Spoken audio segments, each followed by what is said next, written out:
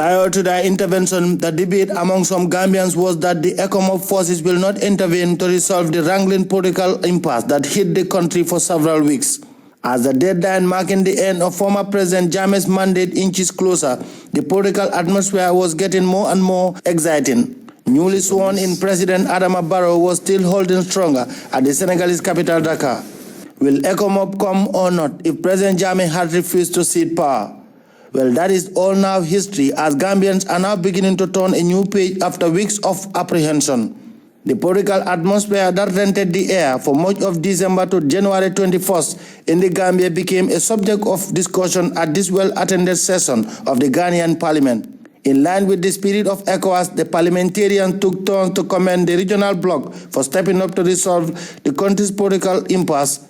The cooperation of the UN Security Council and indeed the wider international community, as well as the spontaneous jubilation of the Gambians home and abroad, have sent a clear message that political adjustments engineered to subvert the will of the people, unconstitutional alternations in political power, democratic dictatorships, and paternalistic autocracies that characterize governance of yesterday will no longer be tolerated. The Ghanaian MPs used the opportunity to disclose the more than 200 Ghanaian soldiers sent by Accra to form part of ECOMIC. I am particularly impressed because Ecowas quickly realized that if they didn't go into mediation, anything could happen.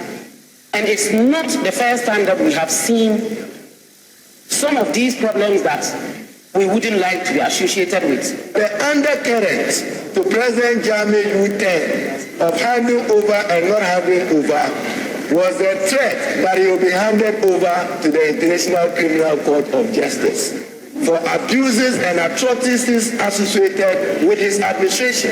That was the undercurrent. And Mr. Speaker, the lesson again, let's be gracious in defeat and magnanimous with victory. When we keep on wrestling for power and wrestling to change the constitutional framework to enable us to stay in power, these are some of the actions that could breed conflict situations.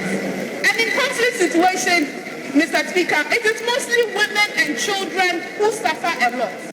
The Ghanaian MPs have decided to give the thumbs up to ECOWAS, the UN and AU and other development partners after the successful efforts by these international bodies to resolve the Gambian political crisis.